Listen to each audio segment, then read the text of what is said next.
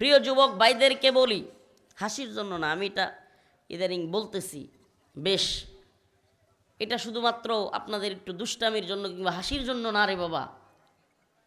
এই বর্তমান সময়ে অনেক যুবক আমাদের কাছে আসে, হুজুর খুব পেরেশানির মধ্যে আছি। খুব পেরেশানির মধ্যে কী হয়েছে? কয় পড়াশোনা করছি, অনার্স দিছি, মাস্টার্স দিছি, হুজুর চাকরিও হয় না, বিয়ে শাদিও করতে পারতেছি না, এবং পরিবারের হালও ধরতে পারতেছি না, প্রচুর পেরেশানি। ونعوذ بالله من شرور أنفسنا ومن سيئات أعمالنا من يهده الله فلا مضل له ومن يضلل فلا هادي له ونشهد أن لا إله إلا الله وحده لا شريك له أما بعد فقد قال الله تبارك وتعالى في كلامه المجيد وفرقانه الحميد. أعوذ بالله من الشيطان الرجيم.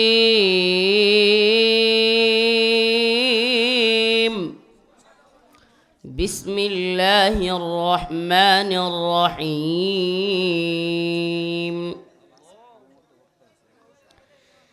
يا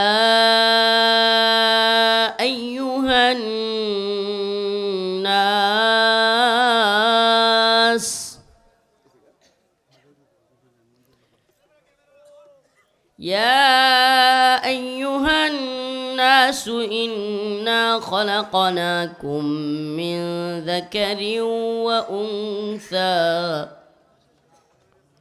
وأنثى وجعلناكم شعوبا وقبائل لتعارفوا إن أكرمكم عند الله يتقاكم.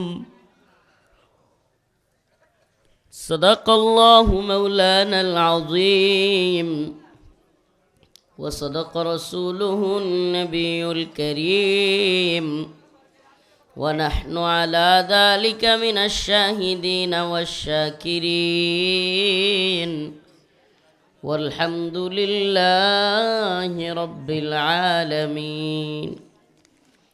সকলেই দরুদ শরীফ পড়ি। আল্লাহুম্মা সাল্লি আলা محمد وعلى آل محمد كما صليت على إبراهيم وعلى آل إبراهيم إنك حميد مجيد. اللهم بارك على محمد وعلى آل محمد كما باركت على إبراهيم وعلى آل إبراهيم إنك حميد مجيد. দারুস সুন্নাহ কওমি মাদ্রাসা নলচাপড়া, ডাকঘর, বাদ্রাকান্দা, উপজেলা তারাকান্দা, জেলা ময়মনসিংহ এর উদ্যোগে আয়োজিত আজকের এই ইসলামী মহাসম্মেলনের সম্মানিত সভাপতি আমাদের উস্তাদ বালিয়া মাদ্রাসার প্রধান মুফতি হজরতুল আল্লাম হজরত মৌলানা মুফতি আব্দুল কাদের আওলাদ সাহেব হুজুর দামাত বারকাতুহুম। আরও উপস্থিত আছেন দেশ বরেণ্য উলামায়ে কেরাম, মুরব্বিয়ান আযম, প্রিয় যুবক ভাইরা, স্নেহের ছোট ভাইরা, পর্দানিশীন শ্রদ্ধেয়া মা ও বোনেরা, আল্লাহ পাক রব্বুল আলামিনের দরবারে অসংখ্য অগণিত শুকরিয়া যে মহান রব্বুল আলামিন আপনাকে আমাকে কোরআন সুন্নাহ থেকে কিছু কথা বলবার শুনবার জন্য এই শীতের রাতে মধ্যরাতেও ব্যবস্থা করে দিয়েছেন। এই জন্য অন্তরের অন্তঃস্থল থেকে কালিমাতুশ শুকুর আদায় করে স্বতঃস্ফূর্ত আওয়াজ করে বলি আলহামদুলিল্লাহ। আসলে বাবা কি বলবো, প্রায় প্রতিদিন দেশের বিভিন্ন জায়গায় সফর করতে করতে এত ক্লান্ত, আপনারা বললে কিভাবে নেবেন জানি না। এই 5 দিন হয়েছে বাড়ির থেকে বেরোইছি, গেছি মুন্সিগঞ্জ, আবার মুন্সিগঞ্জ প্রোগ্রাম করে ঢাকা, ঢাকা থেকে আবার গেছি চুয়াডাঙ্গা, একবারে ওই কুষ্টিয়া মেহেরপুরের কাছে, বর্ডারের কাছে একবারে। এদিকে আমাদের এক বর্ডার, 700-800 কিলোমিটার পরে আরেক বর্ডার, ওইটা পার হইয়া আবার গেছি আরেক দেশে, নোয়াখালী দেশ। মানে নোয়াখালী বেদেপল্লীর মাহফিল আমার লাইফের। আমি ছোটো মানুষ, কিন্তু আপনারা যারা আমারে চিনেন, বালিয়ায় পড়াশোনা করি, ওই সময় থেকে নিয়মিত ওয়াজ মাহফিল করি, আমারে যারা চিনেন, প্রায় 12-13 বছর ধরে কিন্তু মাহফিল করি, প্রায় এক যুগ হয়ে গেছে। তো সেই সময় থেকে মাহফিল করার ইতিহাসে হাজারো মাহফিল করছি মনে হয়, কয়েক হাজার হইব এই জীবনে, কম না। তো এই এত প্রোগ্রামের মধ্যে কালকের মাহফিলটা ছিল ব্যতিক্রম একটা মাহফিল। ব্যতিক্রম কেন? কারণ হইল গতকালকের মাহফিলটা ছিল বেদেপল্লীতে। বেদেপল্লী বুঝেন? ওই যে সাপ ধরে না, সাপ ধইরা পরে সাপের খেলা দেখায়, বেদে এদিকে বাদ্যানি, আর বাদ্যানি তো হইল বেটান, যেগুলো মহিলা সাপুরে ওগুলোরে কয় বাদ্যানি। বেদে পল্লী। আবার এরা একটা উত্তম কাজ করে, সুন্নাহ, খুব ভালো একটা কাজ করে, এটা হলো শিঙ্গা লাগায়। কি লাগায়? হিজামা, ওই যে শরীর থেকে রক্ত বের করে, এটা একটা চিকিৎসা। আগের যুগে এই কী কয় প্যারাসিটামল ট্যাবলেট না পাহা এগুলা তো ছিল না, কিংবা ওই যে সেলাই করার আধুনিক পদ্ধতি ছিল না, কিংবা বিভিন্ন রোগ বালাইয়ের জন্য এই আধুনিক যুগের ট্যাবলেট টুবলেট ছিল না। তখন আল্লাহ রসুল সাল্লাহ সাল্লামের জামানায়, সাহাবায়ে কেরামের জামানায় শিঙ্গা লাগাইতেন ওনারা। সুবহানাল্লাহ। শিঙ্গা এটা কি? ওই রক্ত বের করতেন, ভিতর থেকে রক্ত বের করতেন, ওই রক্তটা বের করাই ছিল একটা চিকিৎসা। শিঙ্গা লাগানোর হাদিসের মধ্যে আসছে, রাসূলুল্লাহ সাল্লাল্লাহু আলাইহি সাল্লাম বলেন যে তোমরা শিঙ্গা লাগাও। উনি উৎসাহিত করতেন যে শিঙ্গার মধ্যে, এই হিজামার মধ্যে রয়েছে উত্তম চিকিৎসা। সুবহানাল্লাহ। তো এরা এগুলো করে, হাজার হাজার বেদে একসাথে, বিশাল বড় এরিয়া। শুধু তাই না, পুরা ভারত উপমহাদেশের এই বেদে যারা আছে, এই গোষ্ঠীর নেতা যারা, পুরা ভারত উপমহাদেশের, বাংলাদেশের না, সারা দেশের তো আছে, ভারতের সহ, এদের নেতা উমর ফারুক, উনিও ওই নোয়াখালীর ওই বেদেপল্লীতে থাকে। এরা দাওয়াত দিছে। আসলে এদেরকে কিন্তু অনেকেই মনে করে এরা মনে হয় ভিন্ন ধর্মের। এরা আসলে, আমি অবাক হয়ে গেছি, শুই না, সবাই মুসলমান, কেউ ভিন্ন ধর্মের না। এই বেদেরা কেউ কি না ভিন্ন ধর্মের না, সকলেই মুসলমান। তো একটা দাওয়াতি সফর ছিল, খুব এরা খুব মাশাআল্লাহ অতিথি পরায়ণ।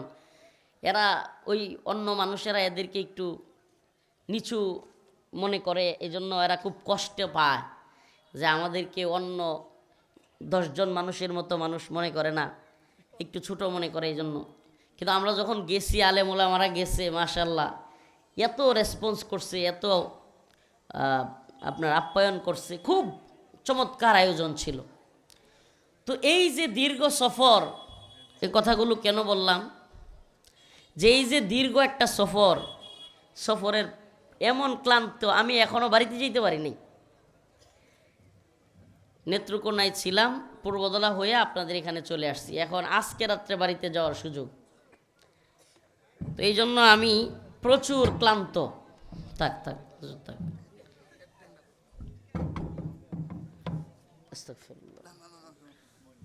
ক্লান্ত, আমি অনেক ক্লান্ত। এই জন্য ঘুমের যে ঘাটতি এটা আছে, শারীরিক ক্লান্তি আছে, পিঠে কোমরে চরম ব্যথা করতেছে, মানে এত দীর্ঘ জার্নি করে।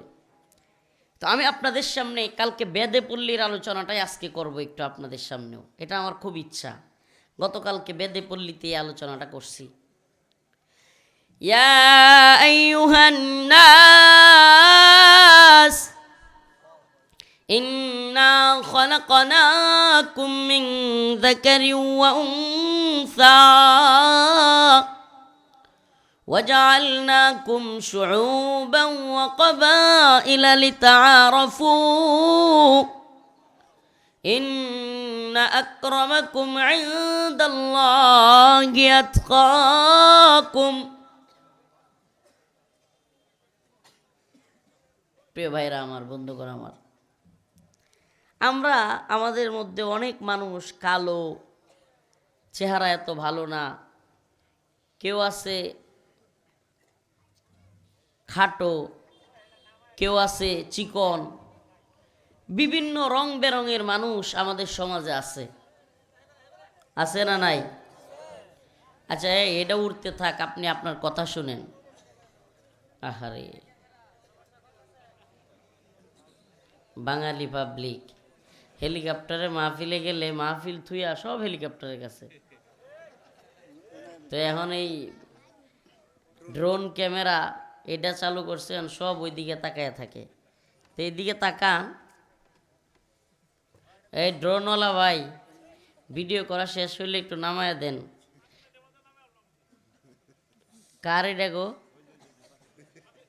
ও হাফিজ ভাইয়ের দিকে দিয়ে দিছেন, দায় সব হাফিজ ভাইয়ের।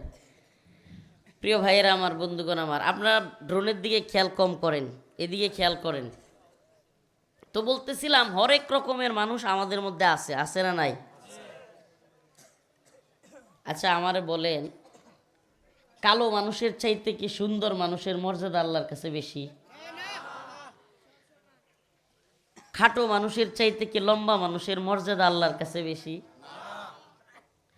চিকন মানুষের চাইতে মোটা মানুষের মর্যাদা মনে হয় বেশি?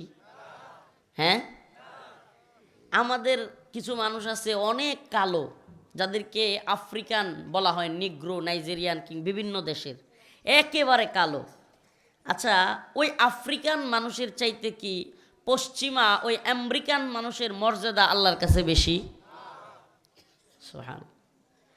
কে চাইনিজ, কে রাশিয়ান, কে আমেরিকান, কে বাঙালি, কে ইন্ডিয়ান, কে ভারতীয়, কে পাকিস্তানি, কে জার্মানি, কে জাপানি, কে কালো, কে সুন্দর, কে লম্বা, কে বেটে, কে মোটা, কে চিকন, আল্লাহ রব্বুল আলামিনের কাছে এগুলা সম্মানিত হওয়ার মাপকাঠি না। আল্লাহ রব্বুল আলামিনের কাছে ওই ব্যক্তি সম্মানী। ইন্না আকরামাকুম ইনদাল্লাহি আতকাকুম। যে ব্যক্তি আল্লাহকে যত বেশি ভয় করে, যে ব্যক্তি আল্লাহকে যত বেশি ভয় করে, আল্লাহর হুকুম পালন করে, আল্লাহর কাছে তার সম্মান, আল্লাহ পাকের কাছে তার সম্মান তাকওয়া অনুযায়ী তত বেশি। তাকওয়া অনুযায়ী আল্লাহর কাছে সম্মান। সুবহানাল্লাহ। তাকওয়া অনুযায়ী। তাকওয়া শব্দের অর্থ কি? আল্লাহর ভয়। তাকওয়া শব্দের অর্থ কি? বলেন, তাকওয়া শব্দের অর্থ কি? এখন যদি কেউ বলে, হুজুর আল্লাহ তো আমার বন্ধু, বন্ধুরে আবার মানুষ ভয় পায় কেমনে? এইরকম তরিকার কিছু লোক আছে, নাউজুবিল্লাহ। এরা বলে আল্লাহ নাকি তাদের বন্ধু, বন্ধুরে ভয় পাইতো কে? এখন বন্ধুরে যা মন চাই তাই বলবে, নাউজুবিল্লাহ বলেন। আল্লাহরে কি যা মন চাই বলা যাবে? অসংখ্য আয়াতে আল্লাহ বলছেন, ইয়া আইয়ুহাল্লাযীনা আমানুত্তাকুল্লাহ হাক্কা তুকাতিহ। হে ঈমানদাররা, আল্লাহকে ভয় করো। ইয়া আইয়ুহাল্লাযীনা আমানুত্তাকুল্লাহ ওয়া কুলু কাওলান সাদীদা। হে ঈমানদাররা, আল্লাহকে ভয় করো, সঠিক সত্য কথা বলো। সুবহানাল্লাহ। ইয়া আইয়ুহান নাস উবুদু রাব্বাকুমুল্লাযী খালাকাকুম ওয়াল্লাযীনা মিন ক্বাবলিকুম লাআল্লাকুম তাত্তাকুন। হে মানুষ, উবুদু রাব্বাকুম, তোমরা তোমাদের রবের ইবাদত করো, লাআল্লাকুম তাত্তাকুন, যাতে তোমরা মুত্তাকি হইতে পারো। মানে অনেক আয়াতে আল্লাহ তাআলা ওনার ভয়ের কথা বলেছেন, তাকওয়ার কথা বলেছেন। আজকে আমাদের সমাজে যত সমস্যা, সুবহানাল্লাহ, যদি এই একটা বিষয় আমাদের অন্তরে থাকতো, আল্লাহর ভয়, তাকওয়া, সমাজের সমস্ত সমস্যা মিটে যাইত। অন্যের জমির লাইল কেটে লায় অনেক চাচারা আছে না, আল্লাহর ভয় থাকলে কাটতো। কারো জিনিস চুরি করে নিয়ে যায়, এরকম লোক আছে না নাই? আল্লাহর ভয় যদি থাকতো যে আল্লাহর কাছে আমার হিসাব দিতে হবে, আল্লাহর কাছে আমার জবাব দিতে হবে, কারো জিনিস চুরি করতো? দুর্নীতি, সুদ, খুন, গুম, নির্যাতন, নিপীড়ন, মানুষের উপর অত্যাচার, এগুলো কোনো ব্যক্তি যদি আল্লাহর ভয় অন্তরে থাকতো করতে পারত? আল্লাহর ভয় এটা খুব জটিল জিনিস, গুরুত্বপূর্ণ জিনিস। সাহাবাই কেরামকে, সালাফদেরকে যদি কোনো ব্যক্তি প্রশ্ন করত আমাকে একটু নসিহত করেন, উপদেশ দেন, ওনারা খুব ছোট্ট ভাষায় নসিহত করে দিতেন, ইত্তাকুল্লাহ, আল্লাহকে ভয় করো। সুবহানাল্লাহ। কি বলতেন? ইত্তাকুল্লাহ, আল্লাহকে ভয় করো, আর কিছুই না, আল্লাহকে ভয় করো। যেই ব্যক্তির অন্তরে আল্লাহর ভয় আছে সেই ব্যক্তি কি শীতের রাইতে কম্বল নিয়ে ফজরের নামাজ বাদ দিয়ে ঘুমাইতে পারবে? বলেন, ঘুমাইতে পারবে? যেই ব্যক্তি জানে ওয়াকুল্লুহুম আতিহি ইয়াউমাল কিয়ামাতি ফারদা, আল্লাহ পাক বলেন এক এক করে, কয়জন করে? এক এক করে আল্লাহর কাছে দণ্ডায়মান হইতে হবে। ও শাহাবুদ্দিনের ছেলে রফিকুল ইসলাম, ও মুখের ছেলে অমুক, প্রত্যেককে আল্লাহ এভাবে ডেকে ডেকে জিজ্ঞেস করবেন। যদি আল্লাহর কাছে দাঁড়ানোর ভয় থাকে, কোনো ব্যক্তি পাপ করতে পারবে না, জুলুম করতে পারবে না, নাফরমানি করতে পারবে না। পারবে?